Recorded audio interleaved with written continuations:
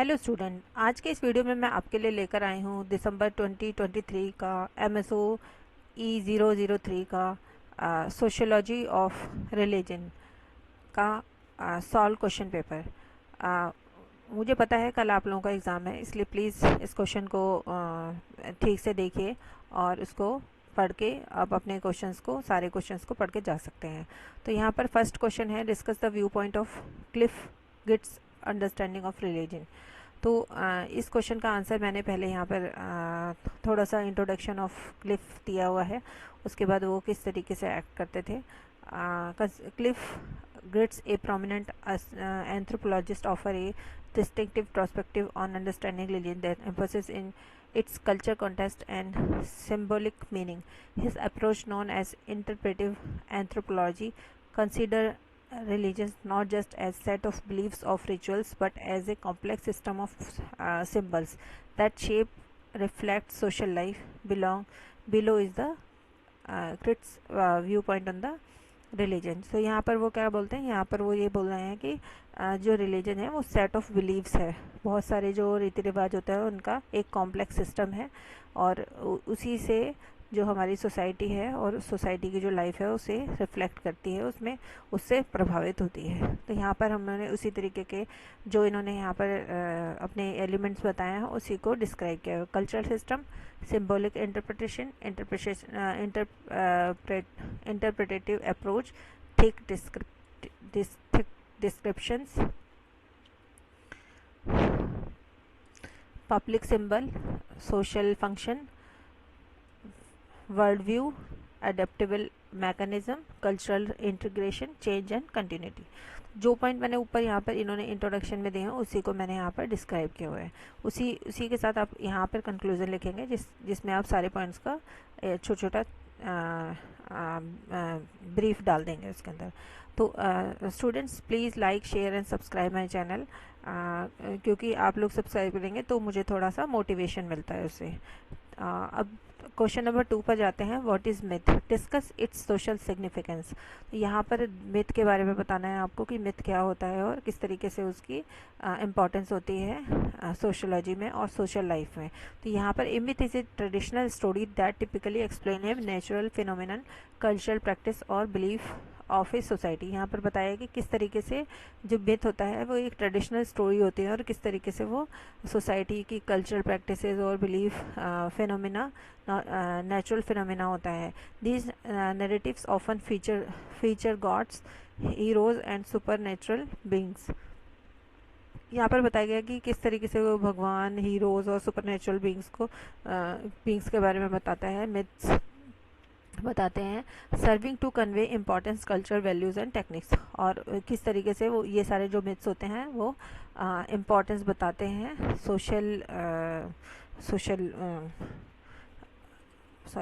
Beyond the techniques को बताते हैं। Beyond mere tales, myths hold profound social significance, shaping collective identity, values and norms within communities। इसमें बताया गया है कि किस तरीके से जो मिथ होते हैं वो एक बहुत ही अच्छा सिग्निफिकेंट रोल निभाते हैं, शेप करते हैं डिफरेंट आइडेंटिटी, वैल्यूज़ और जो रीति रिवाज होते हैं उनको। यहाँ पर इसके 10 पॉइंट मैंने बताए हुए हैं। Cultural identity, transmission of value, cultural identity. Myth defines a community sense of self organs. They establish a shared history and reforms a group of cultural identity. इसी तरीके से सेकेंड पॉइंट में transmission of value, explanation of natural world. यहाँ पर वो बताते हैं कि किस तरीके से ancient method often provided explanation for natural phenomena, offering daily societies a framework to understand and interpret their environment. Formation of rituals, किस तरीके से ये rituals को, रीति रिवाज को बनाने में मदद करते हैं। Inspiration of art and literature, inspiration for art and literature. Myths have inspired countless work of art, literature and music across centuries, enriching cultural expressions and creativity. तो ये सारे जो पॉइंट्स हैं 10 पॉइंट दिए हैं मैं यहाँ पे आप इसको पढ़ के आप देख सकते हैं कि किस तरीके से आपको उसको और ज़्यादा डिस्क्राइब करना है। इसी तरीके से reflection of social dynamics, preservation of history, जो हिस्ट्री होती है उसको प्रिजर्व करके रखते हैं, क्योंकि जैसे जो रीति रिवाज होते हैं वो सारे रीति रिवाज होते हैं, सम मिथ्स कंटेन हिस्टोरिकल एलिमेंट्स और events, preserving cultural memories and shaping collective historical consciousness. यहाँ पर ये बताया गया है कि किस तरीके से वो प्रिजर्व रखते हैं रीति रिवाज जो होते हैं। जैसे कोई रीति रिवाज होता है पुराना, वो आज तक चला रहा है, तो उसमें कुछ ना कुछ रीति रिवाज और कुछ ना कुछ चीज़ें ऐसी होती हैं जिसे कि जो कि मिथ की वजह से आती हैं। Psychological function, interplay and with religion, flexibility and continuity. इन्हीं सारे पॉइंट्स को आप यहाँ पे कंक्लूजन डालकर लिख देंगे, और ये कंक्लूजन मैंने छोटा लिखा है, आप इसको ये सारे पॉइंट्स को यहाँ पे डालकर बड़ा कर सकते हैं। तो अब चलते हैं हम तीसरे क्वेश्चन पर। Discuss the relationship between religion and social structure with reference of N M Srinivasan. तो यहाँ पर उन्होंने एम एन श्रीनिवासन ने जिस तरीके से कल्चर और सोशल स्ट्रक्चर को बताया है, कैसे उनका रिलेशनशिप बताया है, तो ये इस क्वेश्चन में डिस्क्राइब किया गया है। तो यहाँ पर मैंने फिर से 10 पॉइंट दिए हैं किस तरीके से उन्होंने रिलेशनशिप को बताया था अपनी थीसिस वगैरह में।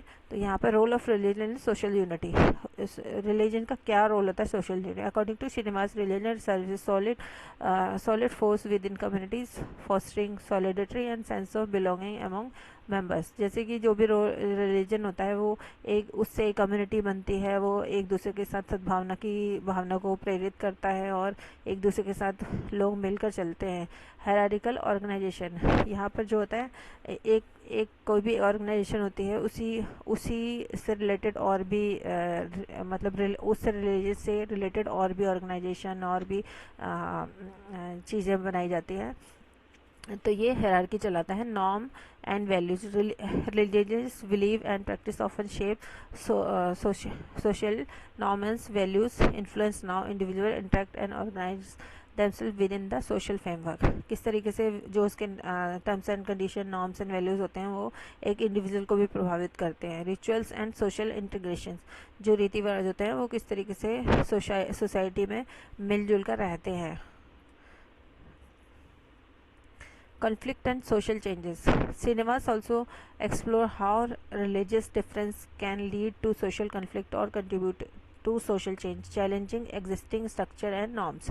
तो यहाँ ये बताते हैं कि किस तरीके से सोशल चेंजेस जो होते हैं वो कन्फ्लिक्ट क्रिएट करते हैं और किस तरीके से सोशल चेंजेस में जब किया जाता है तो किस तरीके से डिफरेंसेस लोगों के अंदर पैदा होते हैं। Identify formation, adoption and modernization, globalization and religious variety, secularism and challenge intersection with politics। किस तरीके से पॉलिटिक्स के साथ मिलकर ये काम करता है, किस तरीके से सोशल चैलेंजेस के साथ मिलकर काम करता है, ग्लोबलाइजेशन एंड रिलीजियस वैरायटी के साथ किस तरीके से काम करता है, किस तरीके से मॉडर्न चीज़ों को अडॉप्ट करता है, ये सारा आपको यहाँ पर डिस्क्राइब करना है। सेम आपको ये जो पॉइंट में मैंने डिस्कस किया है इससे ज़्यादा आप बहुत ज़्यादा लिख सकते हैं, उसी पॉइंट को और ज़्यादा डिस्क्राइब करना होता है। सेम कंक्लूजन में आपको इन ऊपर दिए हुए पॉइंट्स को यहाँ पर डालना है। व्हाट इज़ द कॉन्सेप्ट, हम चलते हैं नेक्स्ट क्वेश्चन की ओर, जो है what is the concept of Kong among the neuro of सुनन। यहाँ पर मैंने इस क्वेश्चन का पूरा किस तरीके से इंट्रोडक्शन दिया हुआ है। देखिए डेफिनेशन है फर्स्ट, उसके बाद मैंने सोशल रिलेशनशिप, कॉन्फ्लिक्ट रेजोल्यूशन किस तरीके से करते हैं और लोग, स्पिरिचुअल डायमेंशंस कैसे होती हैं उनकी, तो ये सारा मैंने यहाँ पर डिस्क्राइब किया हुआ है। क्या क्या चैलेंजेस आते हैं, जेंडर रोल क्या होता है, कल्चरल आइडेंटिटी किस तरीके से होती है उन लोगों की, तो यहाँ पर आप यह पूरा पढ़ के आप उसको देख सकते हैं। बहुत ही इजी लैंग्वेज में लिखा हुआ है और सेम चीज़ जैसे मैंने बताया आपको, ऊपर जो भी पॉइंट आप देते हैं उसी का कंक्लूजन आपको ऐड करना होता है, जिससे कि आपका क्वेश्चन के वर्ड्स भी बढ़ जाते हैं और आपका इंप्रेशन भी अच्छा जाता है एग्जामिनर के ऊपर। तो अब चलिए हम चलते हैं क्वेश्चन नंबर 5 की ओर। तो स्टूडेंट्स मैं आपसे फिर से एक बार रिक्वेस्ट करना चाहूँगी, please like, share, subscribe and comment on my channel so that I will feel motivated. Thank you so much. Discuss, अब हम करते हैं question number 5। Discuss Sudhir Kakar's idea on the role of shamans, mystics and doctors in society. यहाँ पर वो पूछ रहे हैं कि किस तरीके से ओझा वगैरह जो होते हैं उनका किस तरीके से रोल होता है सोसाइटी में और किस तरीके से डॉक्टर्स का होता है। तो यहाँ पर आपको वही सारा लिखना है कि जो पहले के जो पहले के जो वो लोग स्पिरिचुअल हीलिंग करते थे, कम्युनिटी लीडरशिप करते थे, मतलब कम्युनिटी की लीडरशिप दिखाते थे, वो बनते थे लीडर्स। सिंबॉलिक एंड रिचुअल्स करते थे, कुछ कुछ मंत्र वगैरह का जाप करते थे। इस तरीके से कल्चरल प्रिजर्वेशन करते थे, मतलब जो पहले से रीति रिवाज चले आ रहे थे उसी को हीलिंग प्रोसेस वगैरह में वो लोग झाड़ फूंक वगैरह ये सब करते थे। तो यहाँ पर वो सारा आपको बताना है। जैसे यहाँ पे आप देखेंगे, they use rituals, chants and herbs remedies to heal condition. यहाँ पर आपको सारा ओझा वगैरह जो चीज़ें करते हैं उसके बारे में लिखना है। देन आपको यहाँ पर लिखना है role of mystics, search for supremacy, wisdom and teaching, inner transformation, bridge between word. यहाँ पे आपको किस तरीके से बताना है कि किस तरीके से वो सुप्रीमेसी की सर्च करते थे, वो प्रेयर्स करते थे, मेडिटेशंस करते थे, और यहाँ पर किस तरीके से वो बहुत ज़्यादा इंटेलिजेंट माना जाता था, उनको ट्रांसफॉर्मेशन कैसे करते थे अपने आप की। एंड ब्रिज बिटवीन वर्ड, मतलब वर्ड और लोगों के बीच में, मतलब ब्रिज बिटवीन वर्ड। मिस्ट्री जैसे एक से दूसरे मतलब होता है ना, जैसे यहाँ पे mysterious search as bridge between material and spiritual word, मतलब जो मटेरियल वर्ड होता है और एक स्पिरिचुअल वर्ड कहा जाता है, उसके बीच में वो ब्रिज का काम करते थे। जैसे लोग, आपने सुना होगा, लोग आत्माओं से बातें करते हैं, ये वो इस तरीके की बातें जो करते हैं वो मैजिस्टिक्स होते हैं। रोल ऑफ डॉक्टर्स, अब यहाँ पर क्या होता है, डॉक्टर्स किस चीज़ पे बेस होकर काम करते हैं, डॉक्टर्स बेस होता है उनका साइंस होता है। तो यहाँ पर उसी बारे में आपको लिखना है। साइंटिफिक हीलिंग किस तरीके से करते हैं, पेशेंट की केयर कैसे करते हैं, मेडिसिन वगैरह देते हैं, एडवोकेसी एंड पब्लिक हेल्थ किस तरीके से वो केयर करते हैं लोगों की, है ना। यहाँ पे लिखना है रिसर्च एंड इनोवेशन, तरह तरह के रिसर्च किए जाते हैं अलग अलग बीमारियों के ऊपर।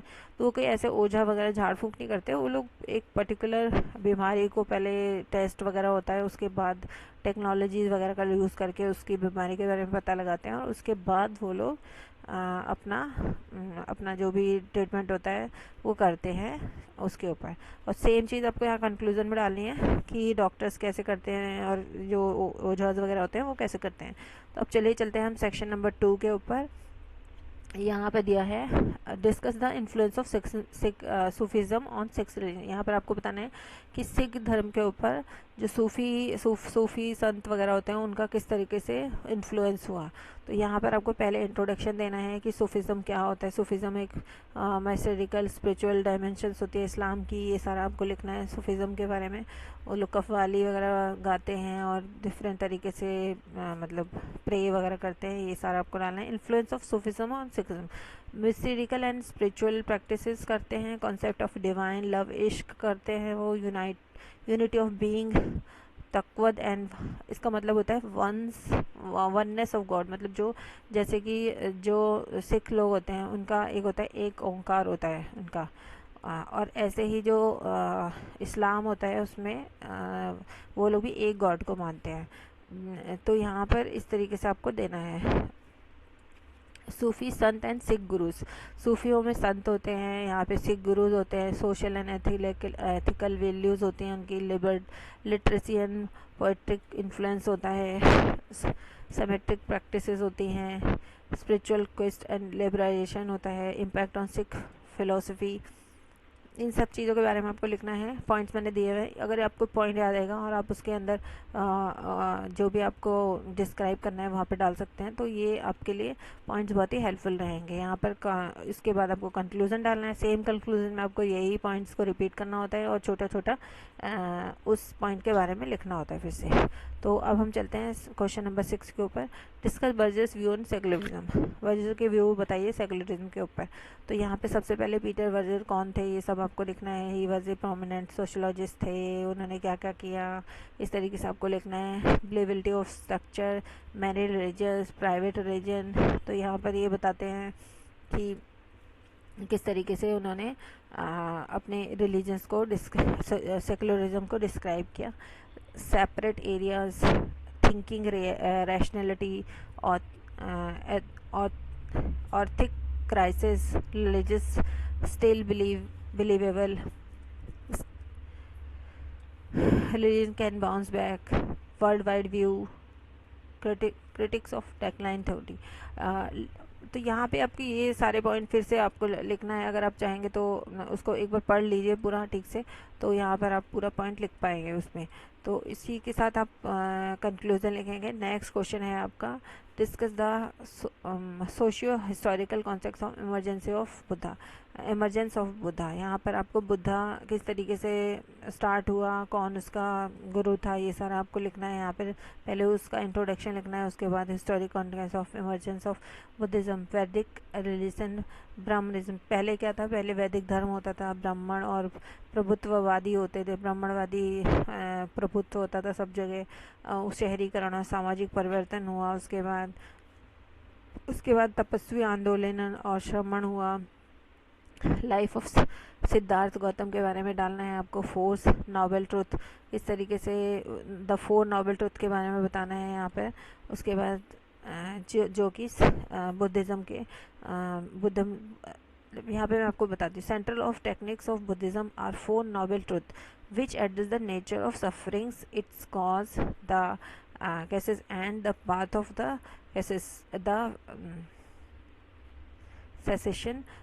This frame provided a philosophical and ethical alternative to the Brahmanical worldwide prevalent in the time. मतलब यहाँ पे आपको क्या लिखना है, सबसे पहले जैसे एंसेंट वर्ड था, पहले वहाँ पे ब्राह्मण प्रभुत्व होता था, फिर सामाजिक और शहरीकरण हुआ, उसके बाद किस तरीके से आंदोलन हुए, उसके बाद गौतम बुद्ध ने सिद्धार्थ गौतम ने किस तरीके से बुद्धिज़्म की स्थापना की, वो सारा लिखना है। उसके 4 नोबल ट्रुथ कौन से हैं वो लिखना है। उसके बाद आपको स्प्रेड द एडेप्टेशन, किस तरह के प्रसार और अनुकूलन किया गया उसका, ये सारा आपको यहाँ डिस्कस करना है। इम्पोर्टेंस ऑफ सपोर्ट, किस तरीके से संरक्षण और समर्थन किया गया।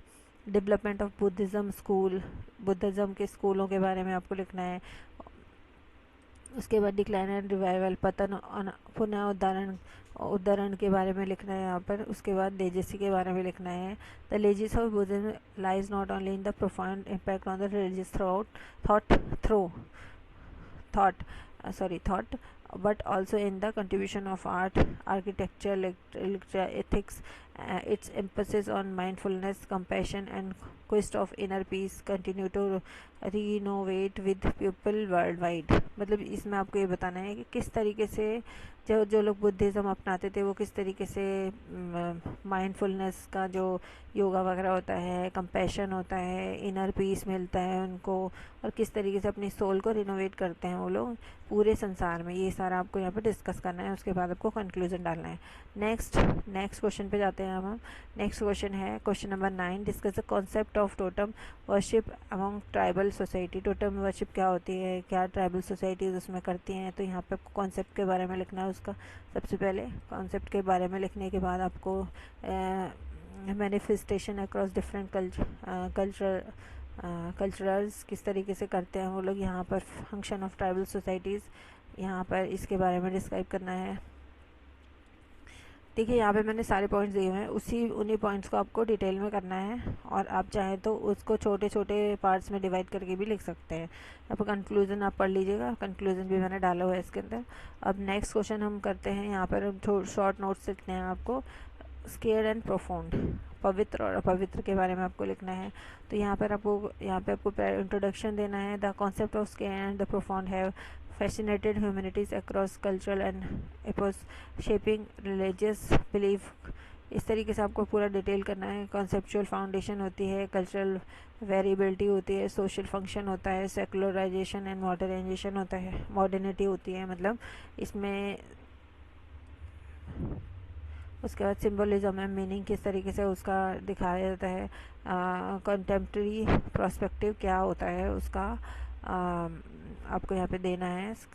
उसके बाद उसका कंक्लूजन डालना है। सेम कंक्लूजन में आपको फिर वही पॉइंट्स रिपीट करने होते हैं। मैजिक, अब हम नेक्स्ट पॉइंट पढ़ेंगे। मैजिक क्या होता है, जैसे कि जादू वगैरह होता है उसको मैजिक बोला जाता है। तो यहाँ पर आपको उसी के बारे में बात करनी है। तो यहाँ पर हिस्टोरिकल ओरिजिन होता है उसका, कल्चरल सिग्निफिकेंस होता है, लिटरेसी एंड आर्टिस्टिक इन्फ्लुएंस होता है उसके अंदर। जैसे आपने देखा होगा magics presence in literacy and art of profound shaping narratives like folklore of epic fantasy from Merlin and Arthurian legend to Gandalf of Tolkien's Mid-East magic imbues stories with elements of awe and impossibility. यहाँ पर entertainment and spectacles होते हैं, यहाँ पर psychological impact होता है उसका, जैसे कि the psychology of magic explore perception, cognisance and the art of misdirection. तो ये जैसे आपको बताइए, जैसे मैजिशियंस होते हैं वो ऐसा जादू नहीं करते, पर फिर भी लोगों को नज़र आता है कि हाँ ये कोई जादू कर रहा है इस तरीके से, क्योंकि वो जिस तरीके से हाथ की सफाई करते हैं आपको लगता है कि ये तो था ही नहीं और ये कहाँ से आ गया। इस तरीके से यहाँ पर आपको वही सारी चीज़ें डिस्क्राइब करनी है, उसका हिस्टोरिकल ओरिजिन, कल्चर क्या था, लिटरेसी, एंटरटेनमेंट, ये सारा आपको सेम कंक्लूजन में भी उसी तरीके से डालना है।